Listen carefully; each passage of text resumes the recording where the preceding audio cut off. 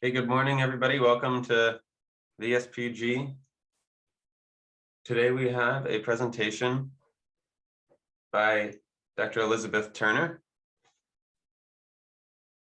Let me find sorry, I lost track of here we are. Okay. Talk titled, Possible Sponge Fossils in the Tonian of Northwestern Canada. So next week, we'll hear from Dr. Jenna Johnston from the University of Michigan, exploring mineral signals of early iron cycling life through biogeochemical experiments. This week, so Elizabeth will talk for 40 to 50 minutes, and then we'll have our discussion session. The discussion session will be a two-part discussion session where we will talk we'll first address questions that are going to be more broad and to the point. And when those have been exhausted, we can open up to detailed discussion amongst maybe some more about more detailed questions, more specific to the topic and more specific that might not be applicable to the broader audience. So with that, Andre, please introduce Elizabeth for us today. Thanks, Alex. Just before I introduce Liz, two announcements. First, the group of scientists trying to make a list with labs that would be willing to support scientists and students that were displaced from Ukraine. And I suspect number of young scientists would try to escape from Russia these days. So rather than flashing this information, I will ask Alex to put this information on our website, and it will provide links. So if you're interested to host somebody, feel free to fill this Excel spreadsheet, and it's basically provide people with labs that willing to host people and for people to contact you. And if you have if you want to get perspective about Russian or Ukrainian education, I'm happy to provide you. I worked in Ukraine and my undergraduate education from Russia.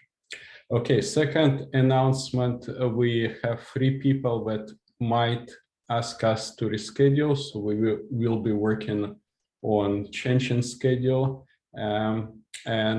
so keep track, and you might see changes in next couple of weeks. And I think Alex already removed some, but talks that will not happen, but we're working to replace them. Okay, with this, a pleasure to introduce Liz Turner from well, I'm not sure, should I say Laurentian University, but Liz got her undergraduate from University of Toronto. She studied first, I believe, in languages and French language, and then she sort of realized that hiking and climbing is a better way of living, so she switched to geology. She then continued with a degree from Queen's University, where she worked between Noel James, and I guess also was exposed to Precambrian paleontology from Narbonne. At that time was a very strong group in Queen's University working on evolution of carbonate platforms, and especially in Phanerozoic. After it, she followed with geoscience office in Nunavut, that was just formed at that time by Geological Survey of Canada. And so the advantage of it was that she was exposed to a variety of different projects, but normally in academia or in Geological Survey of Canada, you would not be exposed. And after I think 3 years or so, she moved to Laurentian University in 2005, where she was on faculty and now full professor. And her research is directed in 3 areas. she used carbonate platforms to characterize tectonostratigraphic evolution of Proterozoic sedimentary basins. She is interested in evolution of life and evolution of carbonate platforms, and that's partly what she will talk today. And the third subject is economic geology and sediment-hosted mineral deposits. And with this, I pass to Liz. Okay, thanks, Andre. Thanks everyone for coming to my talk, and thanks especially to Alex and Andre for making time in the schedule. Just so everyone knows up front, I prepared this talk for a separate lecture series that is geared for a general geological audience, including undergraduates. However, I think that those of you with more specific interests will also be satisfied. So this talk explores that scandalous little paper that I published last summer, in which I suggested that I may have found evidence of the oldest known animal body fossils. Why was it so scandalous? Well, the material is around 890 million years old, and I'm suggesting that it may be fossilized sponges. So that's more than 300 million years older than the next youngest undisputed sponge body fossil. So you can see where this might be perceived as a rather brazen claim. And at this point, I really want to emphasize that in everything I've said or written on the subject to date, I've used equivocal language and subjunctive verb moods. That's because I want to be clear that although I think I have compelling evidence for what I'm arguing, I don't need to be right. Okay, I think this is or should be just the beginning of a discussion over a fresh approach to the question of animal life in the Proterozoic. And so my hope is and was that the ideas that I'm suggesting can form sort of a nucleus for a collegial, dispassionate, and evidence-based scientific discussion in the scientific community involving all kinds of relevant specialists. So 160 years ago, on the Origin of Species, Darwin was blunt about what he thought was the most concerning weakness in the evidence supporting his ideas about evolution: the seemingly sudden appearance of taxonomically diverse mineralized fossils in the Cambrian, and the absence of any such material prior to what we now call the Cambrian explosion. And unfortunately, 160 years later, Darwin's dilemma still hasn't been resolved. The most important time boundary in Earth's geological history is what's informally known as the Precambrian boundary. It separates the Phanerozoic, the time of invisible life, populated by a profusion of readily intelligible fossils, from the Precambrian, time that contains no normal fossils. And this rapid transition, known as the Cambrian explosion, was not only an explosion in animal diversity, but also an explosion of animal preservation, with the advent of hard parts, animal hard parts, what we think of as normal fossils, so shells and exoskeletons and the like. And that's why it's apt that this third eon in Earth's history, the last 10% of Earth's history, is called the Phanerozoic, because Phanero comes from the Greek word that means to become visible. Speaking of visible, the science of fossil preservation is called taphonomy. That's from the Greek word for the grave, and that's one of the topics I'll be talking about today. So a lot of how we think about organism preservation in the fossil record is a bit biased by the ways in which regular issue fossils are preserved. There is a number of ways in which soft parts of animals can be preserved too, although statistically, they're rare. So this modern genetically based universal tree of life has the original cell somewhere in the middle. The spoke length and the spoke arrangement is genetically based, so it shows evolutionary groupings among major groups. So domains, bacteria, and archaea are those organisms we colloquially call bacteria. These are single-celled organisms whose DNA is not packaged into nuclei. They have a different kind of cellular organization from domain eukarya down here at the bottom, which are those organisms that have membrane-bound organelles inside their cells, things like nuclei and mitochondria and chloroplasts. Turns out that eukaryotes aren't exactly their own domain anymore. They seem to belong to a subgroup among the archaea, and that's really interesting. But we are eukaryotes, and we have an outsized interest in where we came from. So research on the early evolution of eukaryotes is a major topic these days. And among the eukaryotes, there's a particular group right down here, small green words, called the Opisthokonta, which is an evolutionary group that consists of both fungi and animals together. So in other words, of all the eukaryotes, the fungi are the closest relatives of us, the animals. So when we think of biological events in deep time, we can't consider life in isolation from global events. Life first appeared sometime in the Archean, and one of the most important things it did was contribute oxygen to the previously oxygen-free atmosphere and upper ocean through photosynthesis. Oxygen is a critical substance for animals. We require a certain minimum concentration of oxygen in the atmosphere and the ocean. And so although there's a lot of attention to the great oxygenation event, there's a second, less well understood oxygenation event that's probably more important, at least so far as animal evolution is concerned, the Neoproterozoic oxygenation event. And it's, as I said, a little bit mysterious, so we're zooming in on the right. Some people think it took place in the Ediacaran, others find evidence for it way back in the Tonian. Main point is that there's a general idea that animal evolution really couldn't get started until a certain minimum level of oxygen had been reached, and that would have been after the NOE. Some other events that may have been important in the evolution of animals prior to the Cambrian are the Cryogenian glacial episodes, which, depending on their severity, may have precluded animal evolution or at least influenced in some way.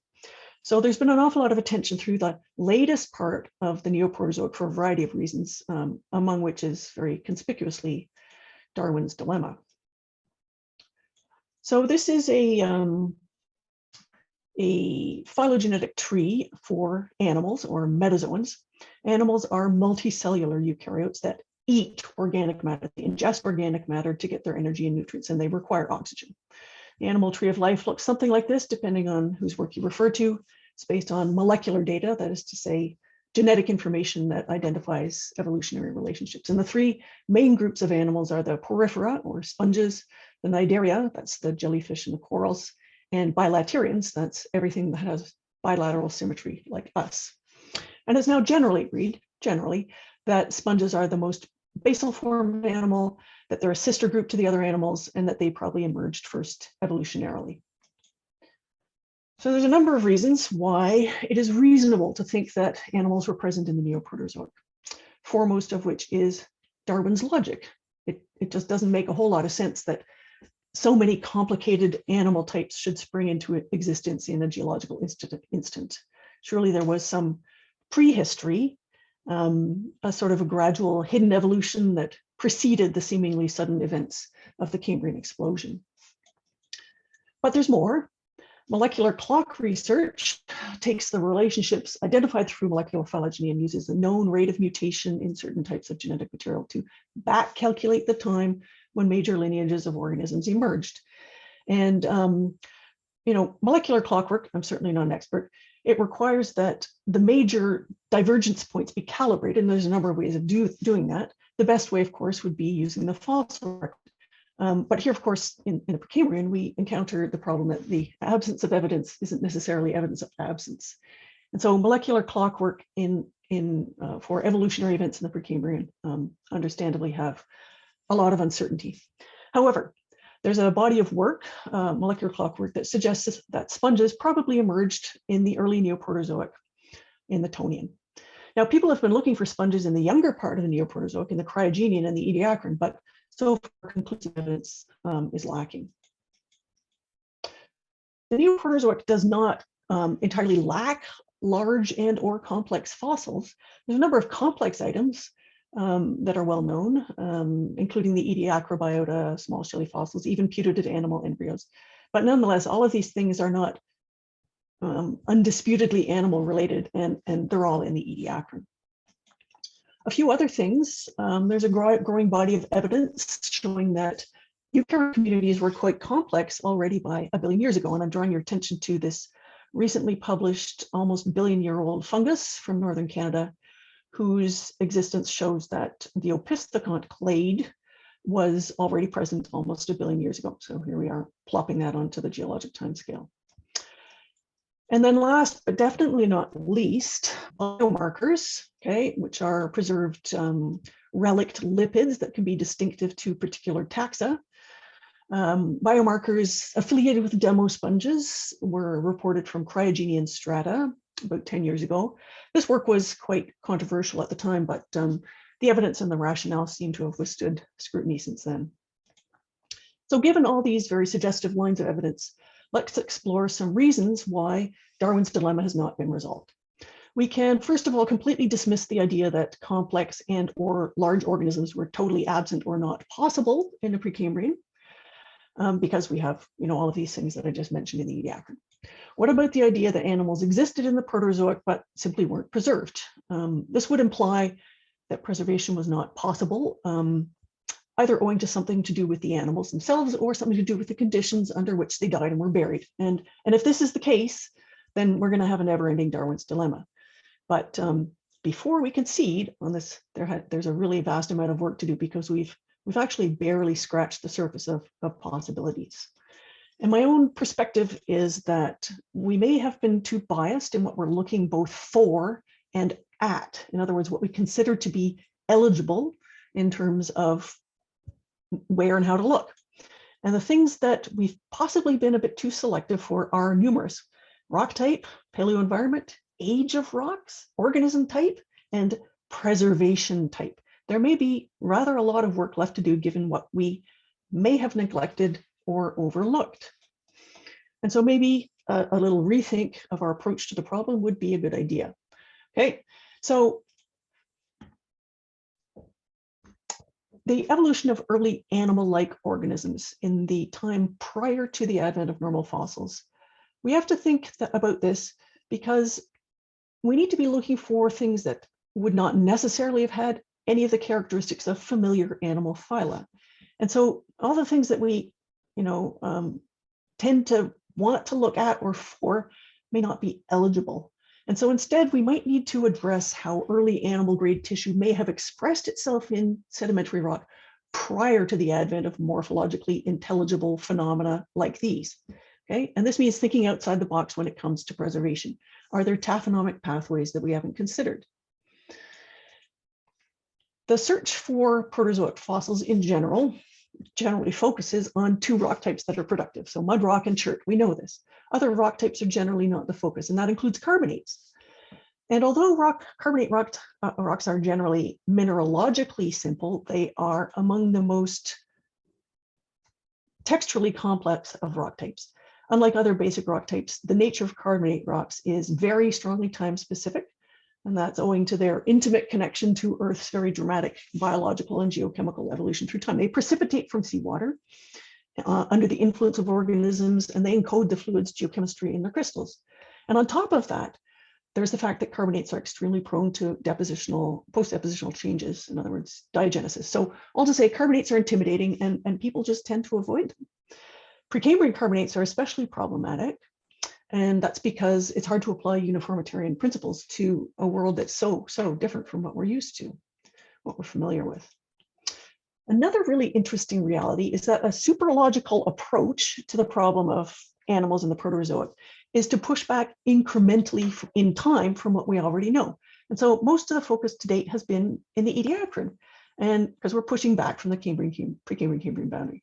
So perhaps it's time we reconsidered this bias too, and our assumptions, given that, given what molecular clock work suggests about the potential for animal life prior to the Ediacaran. So maybe we need to, think a little more broadly about time in general.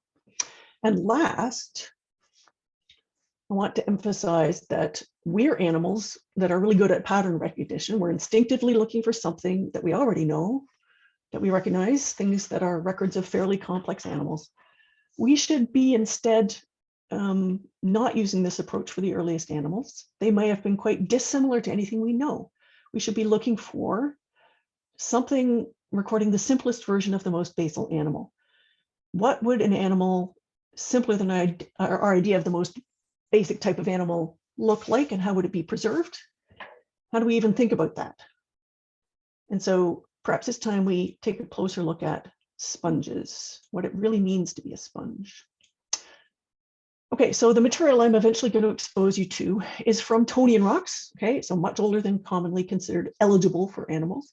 They're carbonate rocks, generally not considered propitious for Precambrian fossils, and they represent a type of animal taphonomy, animal preservation that has simply not been on the radar screen up till now. Okay, so we need to think a bit more about what it means to be a sponge. All right, classical depiction of sponge anatomy is a cylinder or a cone. Here's a cross section through the wall. The animal filter feeds by sucking water through tiny pores in its outer surface and exhausting the water through a central cavity.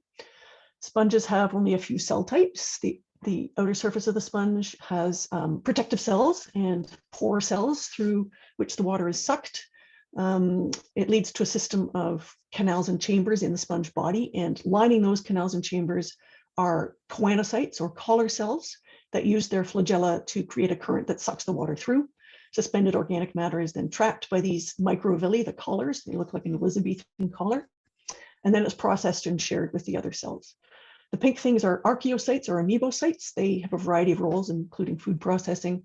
And the sclerocytes, these things in blue, are the cells that secrete spicules, which are tiny mineralized spikes that, when present, form a sort of a flexible mineralized scaffold, a skeleton, within which the cells and the tissues of the body are suspended.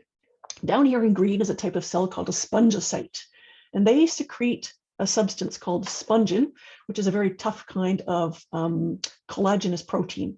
It forms the skeleton of some sponges, but not others. And all of these cell types are embedded in a non-cellular gel-like substance that I've depicted with dashed lines here. This is a type of connective tissue that's formed in part of a different, much less hardy type of collagen.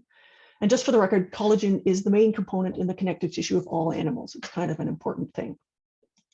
Okay, so that's sponges. Not all sponges have the standard erect cylinder configuration, the typical barrel sponge. Some sponges exist as layers of tissue on hard surfaces. Some are endolithic, the so-called boring sponges, not boring at all. Most of their body occupies canals and galleries that they excavate inside hard substrates, rock or coral or concrete piers. And importantly for this talk, there are also cryptic reef sponges. Cryptic means they encrust the walls and the ceilings and the floors of dimly lit cavities just below the exposed reef surface. Okay, without getting into the thorny topic of sponge phylogeny and sponge taxonomy, sponges are divided into 4 classes. The Hexactinellida, Calcarea, and Homoscleromorpha. They all have spicules made of silica or carbonate. The demospongia is the most diverse group today. They have skeletons that are variously made of spicules and or spongin. And importantly, there are demosponges that have a skeleton that are made only of spongin. That's the really tough collagenous protein. And if we look at what sponges typically look like in thin section, well, a spiculate sponge on the left, this is rare. It's preserved as an intact body fossil. The spicules you can see here are not all that rigidly fixed to one another, and sponges generally decay and fall apart after their death. Their bodies actually seldom get preserved, but the individual spicules can remain and be preserved in sediment. So commonly preservation isn't that good. You might get a fragment of a sponge with the rest of it collapsed. So here you can see the reticulate scaffold of the spicules, and in between are these brown areas that are the canals and chambers. One thing of interest that's long been just a fact of life for people who deal with fossil sponges is that they commonly have accumulations of peloids in between the spicules, in between the skeletal elements. And the word peloid refers to round or oval-shaped silt-sized particles of carbonate mud. Okay, so that seems to be the story for spiculate sponge taphonomy. Spicules and maybe some peloids, maybe a body fossil, maybe not. However, it turns out that there's another type of physical evidence for the former presence of sponges, a type of sponge taphonomy that really nobody has yet addressed in the Precambrian. Some people have suggested that it might have been possible, but it really hasn't been explored. Ooh, having mouse troubles here. So there are some clever spongeologists who work on how modern sponges can be preserved, not in mud rocks or cherts, but in carbonates, and definitely not necessarily requiring spicules. Turns out that sponge soft tissue can be converted into some fairly enigmatic carbonate mud textures when the collagen that holds the cells of the sponge body together gradually decays. So chemical changes that are associated with decay actually trigger the precipitation of aragonite. So these are secondary electron images. In the thin, stretchy looking strands are collagen, and the slightly larger straight rods are aragonite that's precipitating on the decaying collagen. And if you back off a little in the lower right, you can see that some of the rods have begun to form clumps. And so the upshot is that the soft tissues of sponge bodies can become partly calcified, permineralized, if you will, leaving a finely crystalline carbonate where at least some of the soft tissue used to be. And in the rock record, this would look like a nebulous carbonate mud occupying some of the space or all of the space where the soft tissue used to be. And it can even retain the clumpiness that you see in the lower right images, which might be peloids. And if this process of permineralization is effective, it can even produce semi-intact sponge bodies called sponge mummies.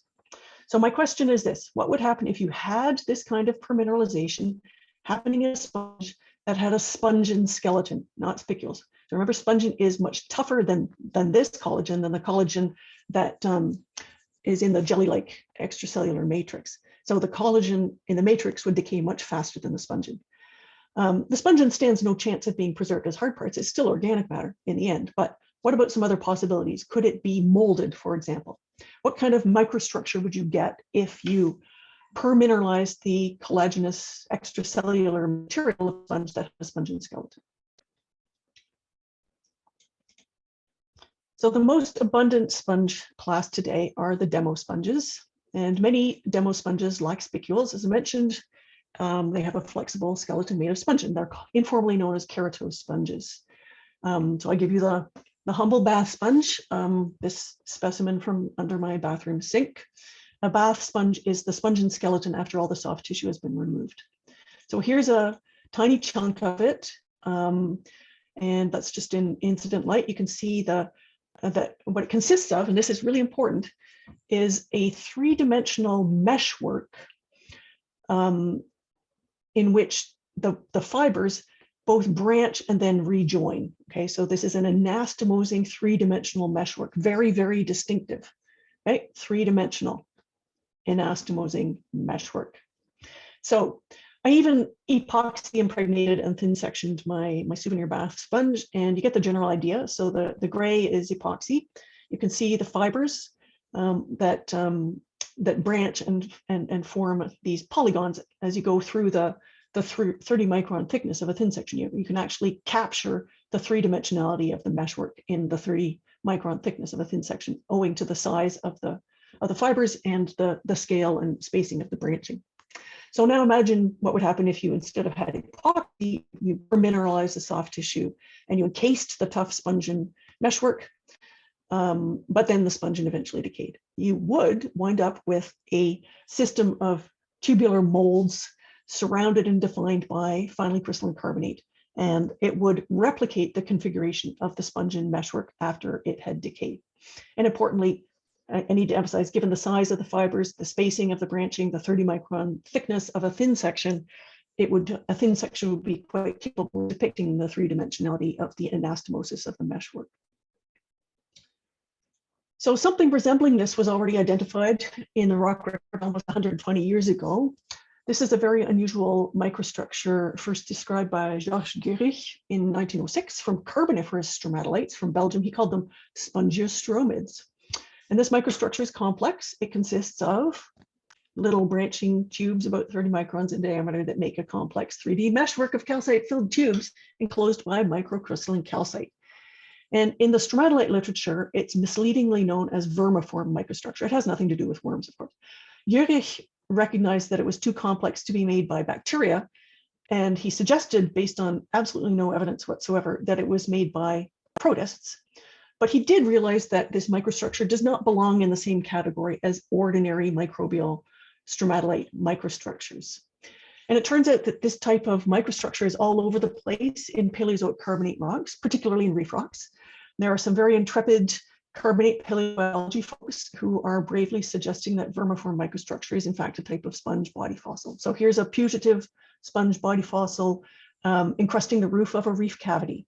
Here's a putative sponge living inside a cavity made by a brachipod. And if you zoom in on the right, same kind of microstructure as my thin section bath sponge.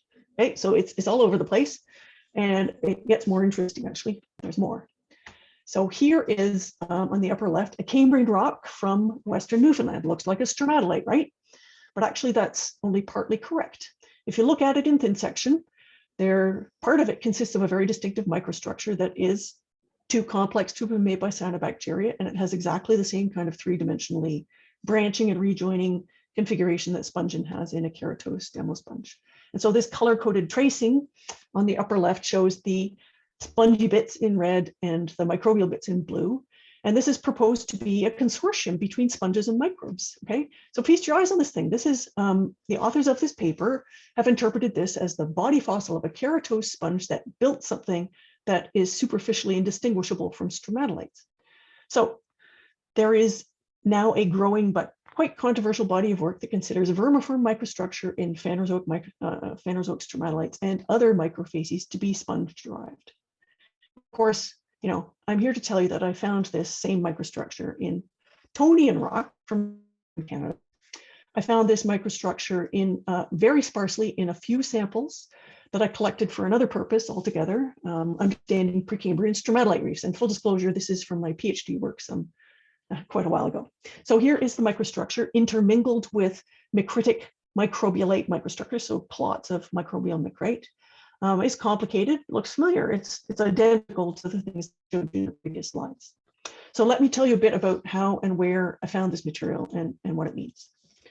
So this material is part of the Stone Knife Formation, which is part of the Little Dal group in Northwest Territories. This is an early Tonian bedded carbonate and shale succession deposited mainly below storm wave base and below the photic zone. But it also contains enormous reefs called the Little Dal Reefs, which had substantial topography, paleotopography above the sea floor, many tens of meters or more at times, and they kept their growth surfaces in the photic zone. They were built by photosynthesizing cyanobacteria, and their depositional age is about 890 million years old. And just so we're all on the same page, in case some people aren't familiar with what reef really means, a reef is a biological construction. It's built at least in part by organisms. It has to be topographically elevated above the surrounding level bottom seafloor, and it's mineralized from the get-go. It's a rock right from the start. Reefs are today the most ecologically diverse environments on Earth, and they've presumably always been that way. That's because they offer a huge variety of sub-environments for different reef builders and reef dwellers to occupy. Reefs have been made by a huge diversity of different organisms through time, not always corals. And in the Precambrian, the first 90% of Earth's history, reefs were made by cyanobacteria, and we call these reefs stromatolites. So stromatolites are the most conspicuous evidence of Precambrian life in the rock record. They were built mainly by cyanobacteria, which Andy Knoll called the heroes of Earth history because they were the organisms that transformed Earth from an anoxic to a well-oxygenated state. But stromatolites themselves are quite difficult to understand, so let's have a quick look at what we get with stromatolites. One of the basic characteristics of stromatolites is their macrostructure, so the shapes of the biomes, the shapes of the columns, the domes, their branching, their convexity, their walls, the nature of their relationship with sediment. And it's safe to say that every stromatolite is different. There's a huge range of configurations to the naked eye. And if you ever have to work on stromatolites, I want to make a plug for this beautiful book. Recent publications crammed with very accessible information and beautiful photographs, and it's also a free download, amazingly. Another basic characteristic of stromatolites is, and now we're getting to the really impenetrable stuff, is their microstructure, what the laminae look like in thin section. And here again, there's a huge array of different ways that stromatolite lamination appears in thin section, but the main point is that they almost never preserve the organisms that made them. In spite of all the early work that was done, in the 60s and 70s by stromatologists all over the world, the reality is that for most stromatolite microstructure types, there's not enough information to say really too much about the communities that made them. And we just, we say cyanobacteria and we're done with it. And so for the lay person, most stromatolites fall into one end member of the spectrum or the other. Microstructures that have diffuse micritic laminae are generally defended as biologically influenced, and those that are evenly laminated with conspicuous layers of pale cementy stuff are possibly not all that biologically influenced. And anyway, in neither case is there any direct physical evidence that whatever microbial mats or biofilms were involved in the construction of these stromatolites are preserved. In the vast majority of stromatolites, the perpetrators are just not preserved as identifiable microfossils.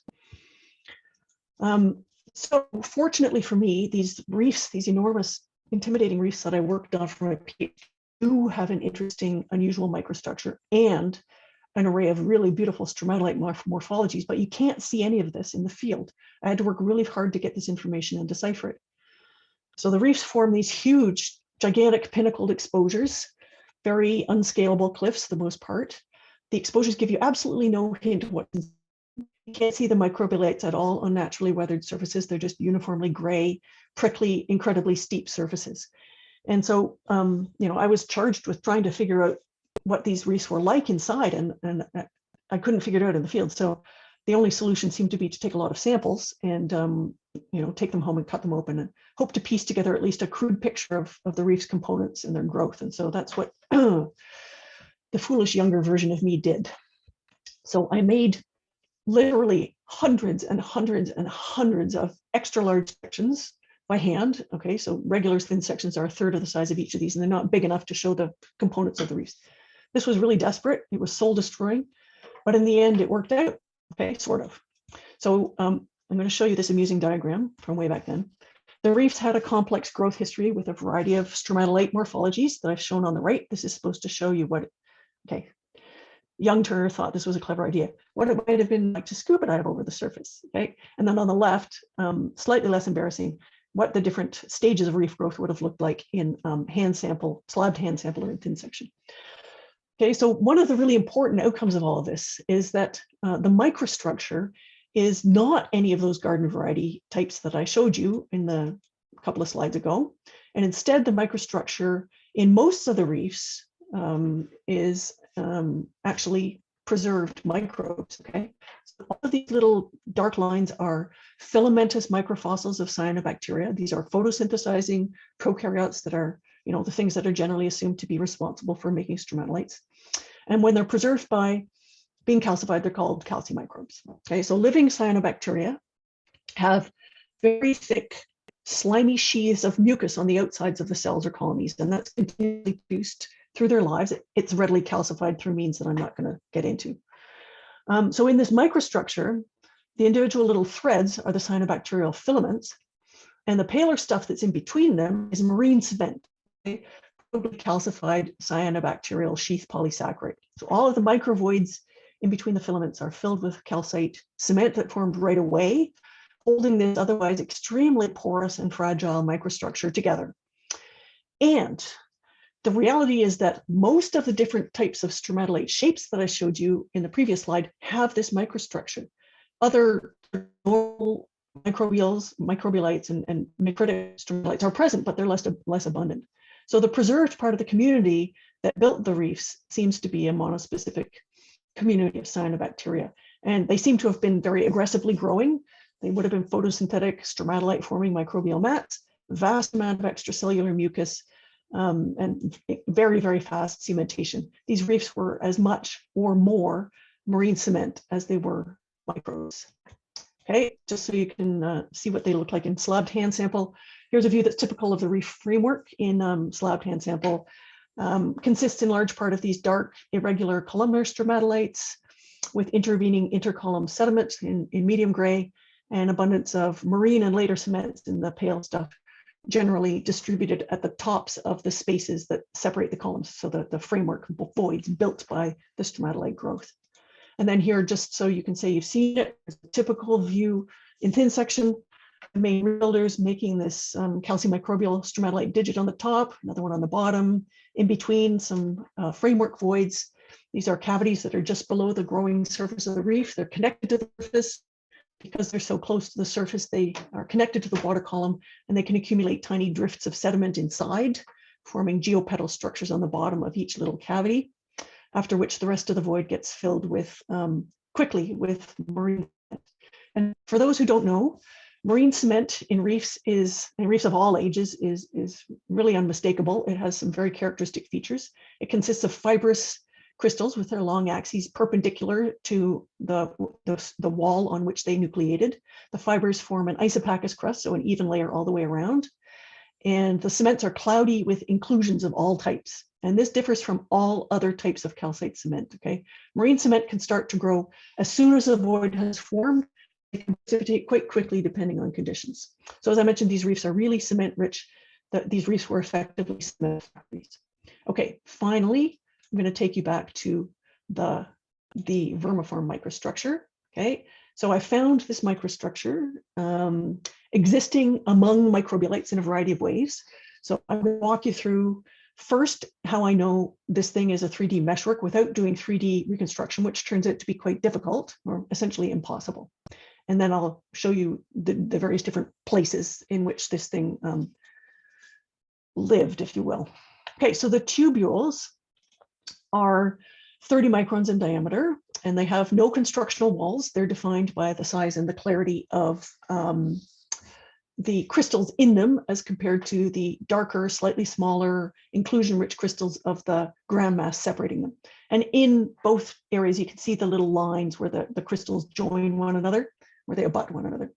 And because the tubules are about 30 microns wide, and a thin section is 30 microns thick, you can actually see some of the three-dimensional configuration of the tubes as they pass down through the thickness of the thin section. So here's a clear spot where the tubule is roughly perpendicular to the thin section, but then, part of it goes off obliquely downwards under a veneer of the darker, smaller ground mass crystals. And then you can see where the tubules join one another and then branch to form this three-dimensionally anastomosing meshwork. The thing that I claim is so distinctive to keratose and sponge skeletons. Okay, so the skeptics among you are now saying, okay, what else could it possibly be? Surely there's something else it could be. Okay, well, the essential characteristic of this thing is that it has this anastomosis in 3 dimensions, and that the tubules are roughly circular in cross-section.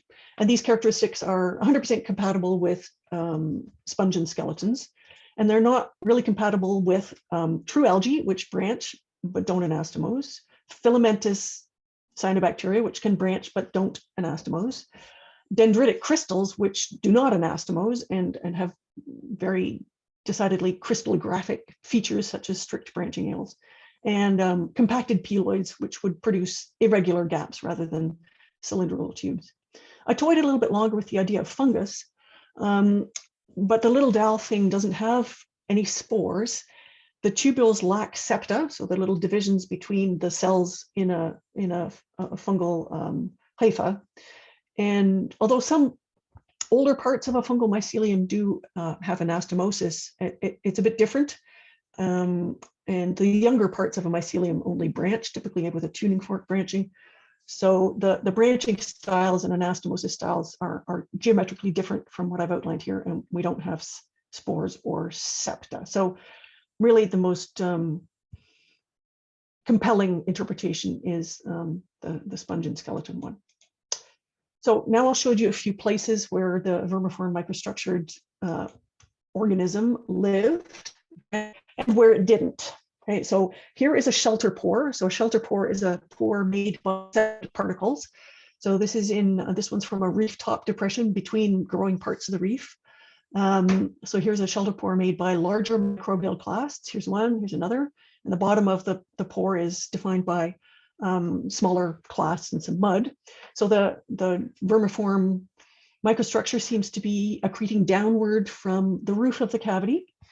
And note that the timing of it is after the growth of this crust of marine cement, which some people would find alarming, but I don't, given the enthusiasm these reefs had for producing marine cement really early and really copiously. So that's a shelter pore, okay? Next one is a framework pore, okay? So this is a pore built by the calcium microbial stromatolites during their growth, a void that's left behind, okay? So here is a calcium microbial stromatolite digit. Here's another one down here, void in between, very complicated. You can see that the vermiform microstructured thing, not particularly well preserved in this example, seems to be from the cavity floor, and the timing of it is before the marine cement, which is pedally filling the last bits of the cavity. Okay, so that's in a framework void, a different type of void. Third type of place is interlayered with carbonate mud. So here's an example from the upper part of a reef flank. So this is not the growth surface of the reef, it's just a little bit down and outward from the actively growing surface. And you can see there's carbonate mud down here. There's chunks of reef clasts of different types. And the microstructure is happily intergrowing or cohabiting with sediment in the upper part of the reef flank. And then lastly, and most complicatedly, on the left are two microbialite digits. So one on the left and then one on the right with a sediment pocket in between.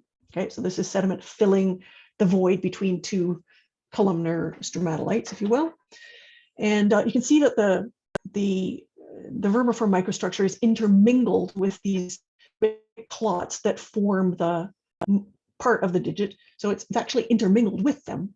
It also adheres to the margin of the column, and it's interlayered with sediment in the sediment pocket.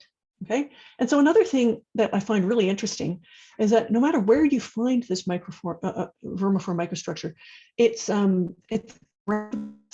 material in between the tubes is always different from either the sediment or the microbialite with which it's affiliated. And that might support the idea, perhaps, that it formed in a different way, perhaps by not as detritus, but as a microspar precipitate, perhaps one that recrystallized. Anyway, all to say, the vermiform material is not at all abundant, okay? But it has a very distinctive distribution where it's present. And so if I put together, the field observations, the structures in slabbed rock samples, and the thin section evidence, then I have a pretty clear picture of three sub-environments in which this thing that it occupied, if you will. Number one, it's interlayered with non-microbial sediment, carbonate sediment, in depressions on reef tops and in the upper parts of reef flanks, okay? But never, ever in level bottom away from reefs, okay? Second is it lives or accumulated in framework voids that were left behind by the growth of calcimicrobial stromatolites. So that's what these little dashes are supposed to show as the calcimicrobial filaments. But it's never actually interlayered with the calcimicrobes themselves. It has an antithetical relationship with that microstructure. And then rarely it's intermingled with several types of non-calcimicrobial stromatolite laminae. So I'm suggesting that it means the following.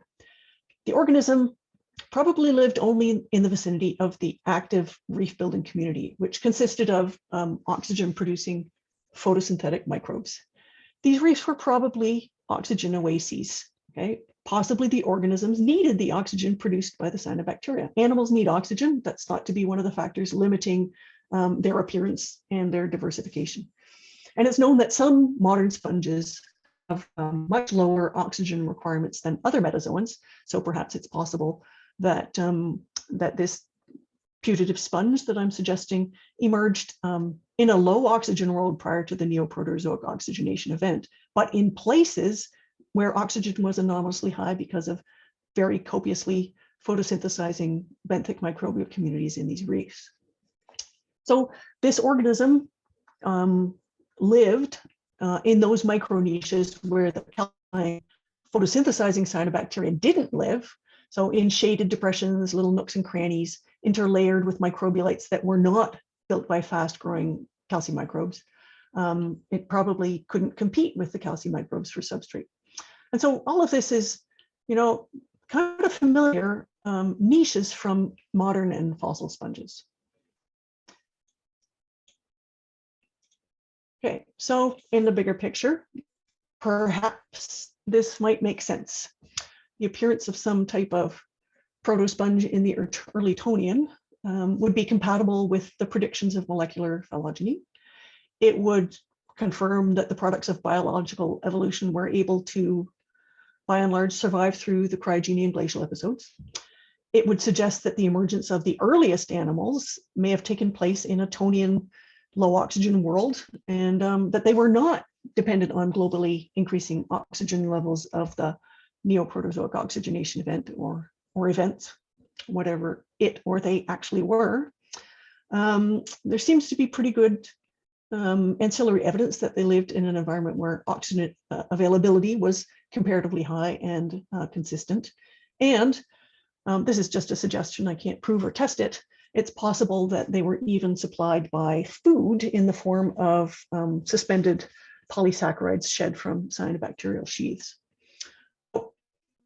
Perhaps the earliest animals emerged in oxygen oases. Perhaps they emerged in the early Tonian and then lingered unchanged and unchallenged by evolutionary pressures for several 100 million years in special environments like these reefs. Or maybe, maybe they were ubiquitous but unpreserved. They only got preserved in these cement factory reefs. And then perhaps, all of the other more complex animals did not emerge until after the Neoproterozoic oxygenation event, when dissolved oxygen eventually reached a level that was suitable for their more demanding metabolisms.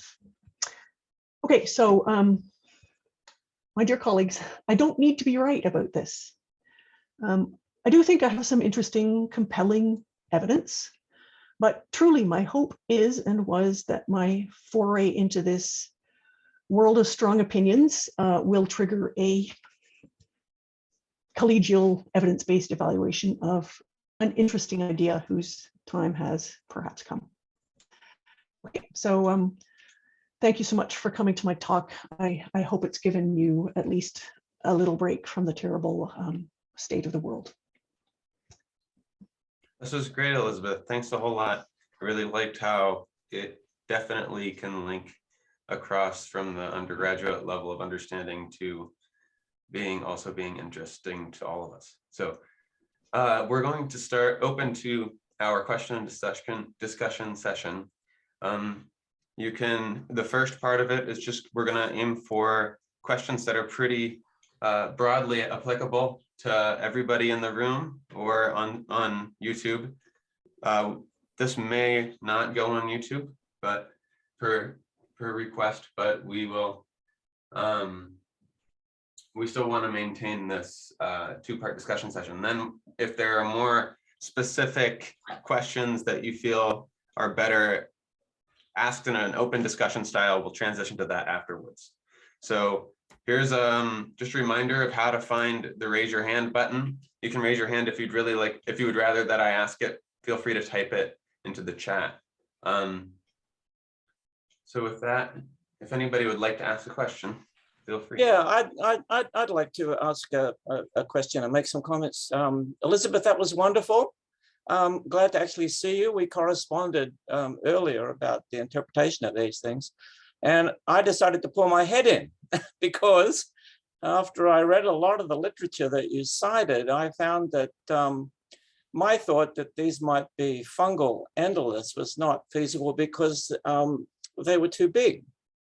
Your structures are too big for fungal endoliths in general. However, listening to your talk today, I'm really struck by those clear balls at the end of the tubes. That's really pretty interesting. And instead of being endolithic fungi, I wonder if they're endolithic lichens, and those little balls are the lichens themselves. These things are known from Antarctic rocks, for example, and are pretty interesting. There's also the possibility that they're endolithic fungi, endolithic sponges, I should say. Such things are quite well known in seashells, for example.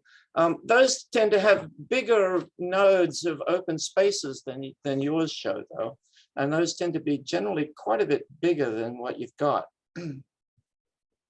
Yeah, okay, so all very valid comments. Thank you. However, I want to point out that these are not, these things are not at the ends of the tubes, and they're not balls. These are just perfect cross sections through what you can think of as a tubule that's going through the screen from the front to the back. So that's going through the thickness of the thin section perpendicularly, whereas all of the other tubes are oblique. So it's not a ball. There's never a ball anywhere on these things, unfortunately. And believe me, I've looked. Yeah. They're quite stunning, though. You think that they're just as clear if you manage to get them in a perfect cross section along the other parts. You mean you mean parallel to the plane of the thin section? Yeah. I wonder if there's another way to image them to show whether there's sparry calcite, presumably, or sparry dolomite. Okay, so here are some things that, the people, I see a chat bot question already of, people are saying, well, you just have morphological evidence. What else can you do? And I've really been stymied, okay, not only by lack of funds, but because it's nearly impossible to serially reconstruct these things for a variety of reasons. And so here is my compendium of all the things that just don't work so far. Okay, so Yeah.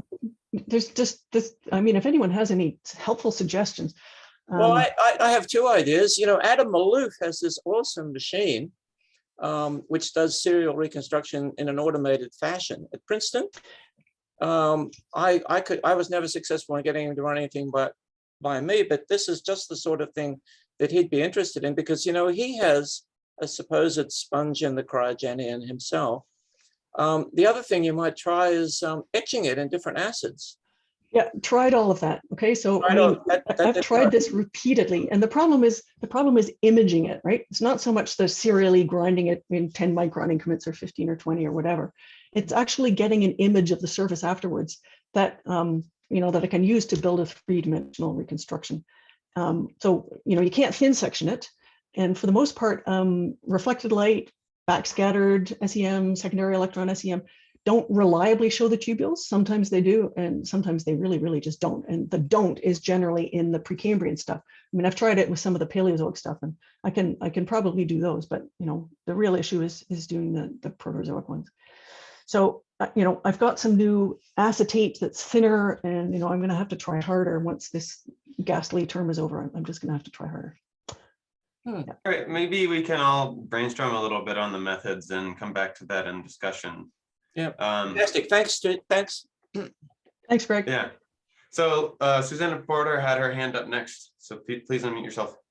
All right. Thanks, Elizabeth. I thought that was a interesting talk, and I think you make a compelling case that these are sponges. And also, just for the record, I really like the scuba diving, what you would see if you were scuba diving. I think that's great. It occurs to me that one prediction, if these are sponges, might be that you would expect, a record in younger rocks through to, the Cambrian when we see definite sponge fossils. And so I was wondering if, you've looked through the literature with this in mind and have seen any examples of possible reports of this type of thing. And also if there are, you said that these are not that abundant, but are there features that are recognizable in the outcrop that we might be able to look for to zero in, rather than making a bunch of thin sections? No, so I mean, the embarrassing aspect of this is I only stumbled across this material because I did collect so many samples, right? And I found it in a few of them, and then I went back in more recent years and recollected the places where I knew that it was. So that's how I built up enough material. So no, there's absolutely no way of knowing what you're getting in the field, just none. It's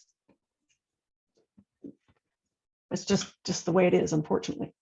As for whether there is evidence of this sort of thing in slightly younger rocks, you probably remember back before the microbialite book, if you work on stromatolites back, when you and I were grad students, there was a huge compendium of Russian literature, and you had to read the Russian books, which were, like there was this a Cold War of stromatolites between the Soviets and the West, and they were all publishing this stuff. And the Russians came up with all these lovely publications that were, first of all in Russian and then published at about 6 dots per inch. And so that's what I had to work with when I was a grad student. You probably remember that too. Anyway, among that, there are just a few tiny little hints of things that may be Spongiostromid-like.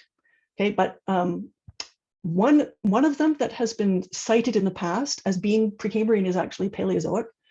And then there's another one, I think I referred to it in the paper, but vanishingly few.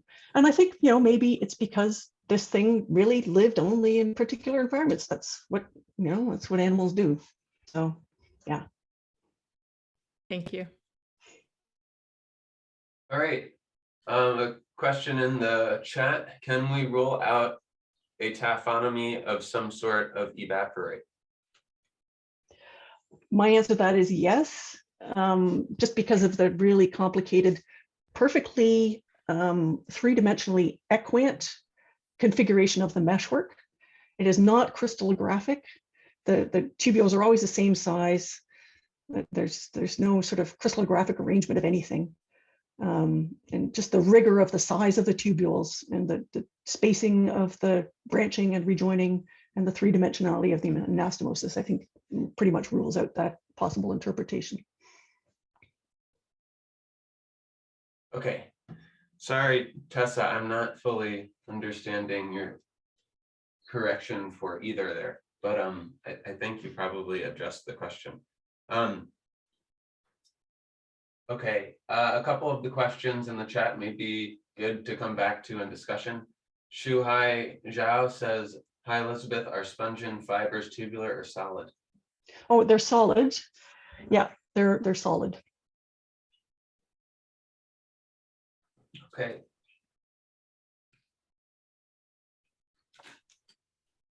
All right. I can so answer. Sorry. I can answer Mike Easton's question about CT scanning. Yeah, I think it's a micro-CT good scanning. time to open to discussion. Yes. So go ahead. Mike Easton has a suggestion to use 3D desktop CT scanners that can be used on objects. Would that work on, say, thin slabs? Yeah, and then Bruno said, yeah, probably not. And the real reason is there's no density contrast between the tubule filling calcite and the ground mass calcite. So I've tried all sorts of ways of seeing what differences there are between the tubule filling calcite and the ground mass calcite. And the only difference seems to be, in like the tiny difference in the crystal size. So the ground mass has smaller crystals and it's more included. So inclusions of various types, probably a lot of fluid inclusions, really, really tiny ones, and organic matter probably. But what I found is using both SEM-EDS and X-ray mapping and trace element mapping using laser ablation is there's really no reliable difference compositionally between the two. So there's just nothing to hang your hat on other than what they look like in thin section, other than the crystal clarity. Okay, maybe we can swing back to Philip Boxley real quick, just for everybody that's watching YouTube or isn't. Hi, Elizabeth. Thanks for a very interesting talk. You mentioned that that 3D-dimensional reconstruction of the structures was near impossible. Why is this? Is it limitations relating to differentiating between infill and sediment? If it is better for the latter section of questions. Oh yeah. So yeah. Yeah, so I kind of already obliquely answered that. Let me be more specific. It's I haven't found yet a way to image the newly ground surface on a serial section. Okay, so you can photograph it in reflected light. You can etch it and do it in a variety of ways. You can etch it and make an acetate peel. And none of these things has been successful for me. So, I'm really stumped, actually. I think, as I said, I think what I'm going to have to do is try harder, try again. I mean, I've tried a number of times over the years, and it's time for me to try again, I guess. I'm a bit of a ball in a china shop, and maybe I need to be a bit more subtle in my approach to this. Yeah. So Philip has a follow-up here, so just to keep with him real quick. Have you thought about ramen? I found it shows some nice peaks related to organic carbon, so maybe repeatedly mapping a surface between serial grinding. Yeah, so yes, I should be trying that, and I should have access to a Raman instrument shortly. Don't know too much about that in terms of what is required, like what level of organic content would be necessary to produce that kind of a contrast. But yeah, that's a great idea. Hedda, you have your hand raised up. Please unmute yourself.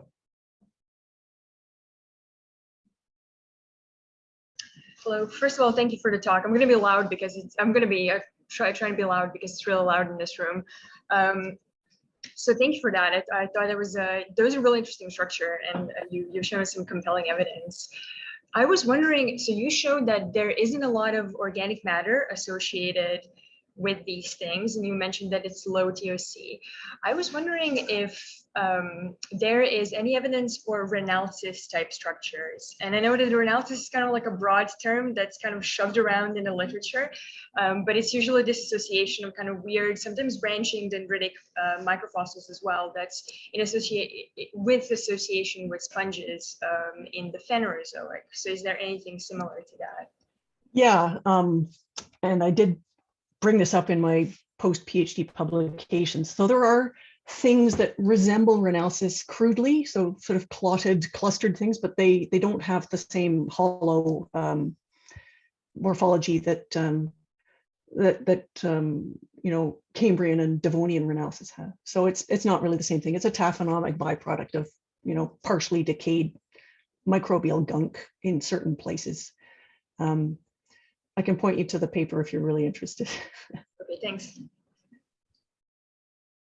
Okay, Susanna, I see that you just raised your hand. Is it really relevant to what was just asked? Go ahead and let Brittany, I'll follow up after. Okay, all right. Yeah, so there's a few others here in the chat, so we're gonna go through those in order here. Brian Pratt says, is there a possibility that microbial filament taphonomy could produce thicker meshwork that were morphologically similar to spongian networks? Yeah, Ryan, I'm not sure that that's really possible. It's not so much the thickness of the filaments as the anastomosis that's a problem. So, you know, some types of filamentous cyanobacteria do branch, but they don't rejoin. Yeah. I really don't think that's on the Next table. one in the chat.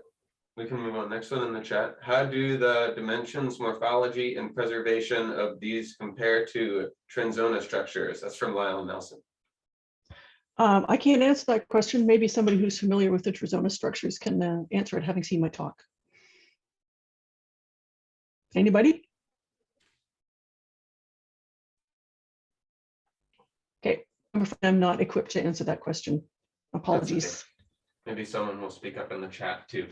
Okay, Brittany Ramsey says, great talk, quite compelling. Thank you, Elizabeth. Do you think primitive sponge spicule textures like these have been mistakenly termed thrombolytic due to preservation? Do you think it's worth revisiting some thrombolytic textures? Yes. Okay, and that's because the taphonomic process that produces, you know, this nebulous calcite can produce globs of carbonate mud of different types. And so this has been worked on in fossil sponges. And in fact, Fritz Neuweiler and I published a paper about 10 years ago on these things called polymuds in the Little Dal Reefs, with the suggestion that it may be some type of taphonomic product of, you know, peripherin grade tissue. So yeah, definitely. There is a literature out there on that topic specifically. There's lots of things that can wind up looking like micritic calcite mud. And we need to be really careful about how we address them and think about them, but we also need to be open-minded about it. So that's a great question. All right, we're back to Susanna. So I'm just sort of trying to brainstorm what you might do next. And Hedda's question made me think about this idea of like a variation, or, you know, sort of applying a taxonomic look at these structures. So is it possible that you might see different morphologies in the different environments that you have identified? Or is it possible that you're seeing like different species? I mean, that might be an approach to take, right? I know you don't have too much to work with, but it would be interesting to see if there's like predictable variation in, I don't know, the meshwork or the thickness of the fibers in different environments. And maybe that would be telling you something about the biology. Yeah, that's a great idea. There's a lot of stuff that I can do to follow up. I don't want to focus too much on what I can't do, because there are things that I can do, and that's a great idea. Thanks. All right, Greg had a comment relating to Hedda's comment. Hedda's commenting stimulated me to recommend a standard palynological maceration of these specimens. I did this recently with tube stones of the Noonday Formation and spectacular results. Okay, so I'm not sure what you're suggesting I might get out of this, because the tubes don't have any organic matter left defining them. Okay. Well, I'd suggest you might be surprised, and it's not that expensive to do. In fact, I just had mine done commercially. National Petrographic, which is a company that does thin sections, the cheapest one in North America. I use them all the time. They also have an old guy from the petroleum industry who'll run a standard pollen or kerogen slide for you for, I think, about $50 a sample. And I sent him some of these tube stones from the Noonday Formation, which is, I think, more organic lean than what you've got. And all sorts of fantastic things came out. Basically, they trash it in HF and other acids and just find what debris is there. And he'll mount them up on a slide for you for about $50. Give it a shot. Okay. It might be a dud, who knows, but whatever. Yeah. Yeah, why not? I'm open to anything. Thanks for the suggestion. Petrographic. Yeah, you'll find them easily online. Yeah. Lisa, great talk. I'm wondering about sort of this aspect of oxygen requirement, because if we're in cavity, it seems like a cavity would actually have a low oxygen content. And a while ago, as a student, I took classes with Fred Reed, and I thought he was saying that sponges typically grow in cavities in Phanerozoic reefs. And part of the reason that water is pumped through the cavity, delivering nutrients. So how does it compare to modern or Phanerozoic reefs? That's a great question.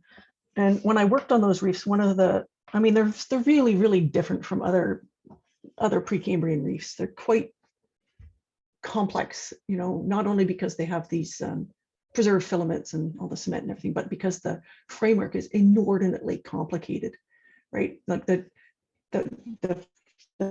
degree of branching and the shape complexity and the walls and the degree of frilliness of the stromatolites, the calcium microbialites in general, is very, very complicated. And the framework pores are very numerous and large and interconnected. So I think probably there might have been pretty good water exchange through them, at least through the upper part, very close to the living surface.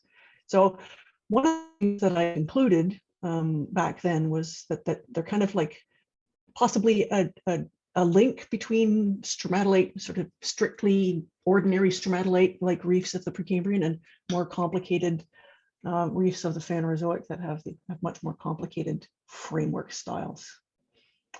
So yeah. And they seems to be like very conical, so we kind of trying to keep up with drowning of the platform, so we might be sort of getting too deep for photic zone, or at least intense light.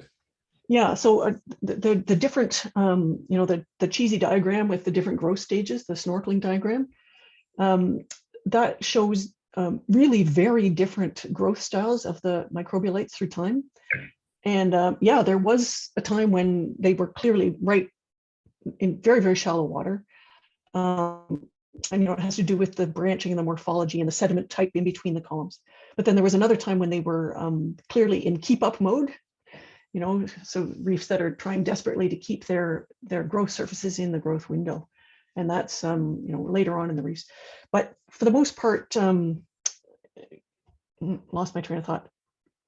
Yeah, they did keep their surfaces in the best zone for the photosynthetic calcium microbes. And that's why they seem to have been able to adapt to slightly different conditions using the same community of bugs. Thank you. Okay, so we have one in the chat from Davis Major. Interesting proposition that cyanobacteria might be feeding the sponges sugars. Do you observe a relationship between cyanobacterial presence proxies with sponge density or size relation to spicules, or would it be more related to oxygen availability? Sorry, don't know much about sponges. Okay, this was just speculation on my part. I don't have any evidence to support that. I don't think there's any way really to test it. But that suggestion has also been made in some of the younger examples of vermiform microstructure in the Phanerozoic, in the Cambrian.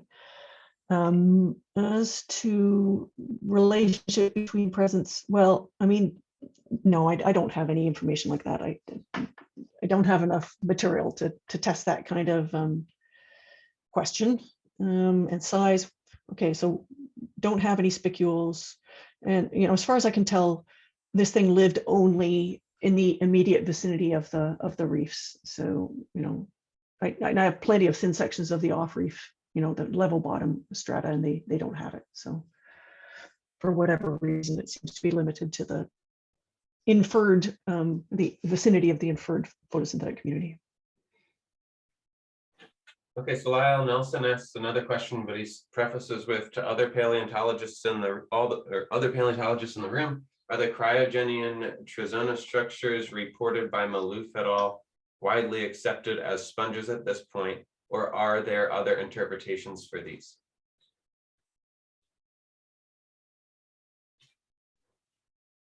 So people can feel free to step up if they feel they can contribute. Yeah, I'll chime in. I don't mind them. I think they look fine as far as they go. We'd like more, but they look fine to me. I don't challenge them.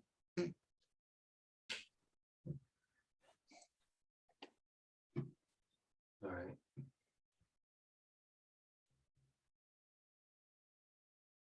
Okay. I guess, Elizabeth, this is just something that and maybe it's a difference in mineralogy, and maybe you even addressed it and I missed it, but just thinking about the amount of time that I've spent on the stuff I work on, there's a pretty strong mineralogy difference in silica versus iron. But as I sort of change focus through the section, I can sort of trace where things are moving sometimes. Can you, if you're doing this, maybe there's not enough contrast between the two, between the matrix and the spicules you're looking at, the potential sponge material, but do they ever link up as you're, can you see that kind of detail? I'm sorry, what are you asking? Links? So as I'm looking at a thin section is 30 microns thick, and I can set my microscope to be looking at the very surface of the thin section, and then I can, as I'm changing the focus, it's like moving through the thin section. Yeah. Right? Yeah. And so I'm wondering if when you do that, are you able to see the sponge material in more detail, kind of linking together, like you were saying, anastomosing and when they grow together, right? Yeah. Sorry, maybe I'm not using the best terminology. No, but yeah, that is exactly what you can see when you pan down through the thickness of the thin section. Okay. Yeah. Okay, really cool.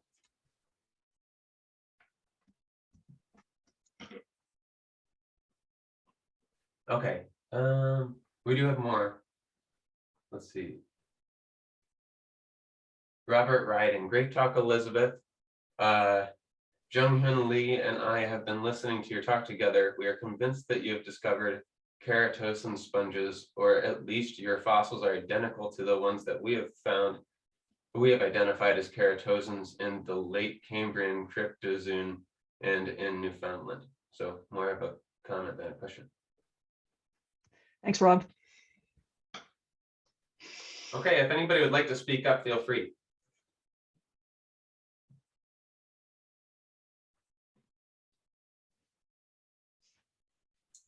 Well, thanks a bunch, Elizabeth. This was really great. We'll join back in this time next week to hear from. Oh, I lost it. To hear from Jenna Johnson. So until then, everybody stay safe, and see you next time. Thank you. Thanks, Alec. Thanks, Andre. Everybody else for your comments. I appreciate it very much.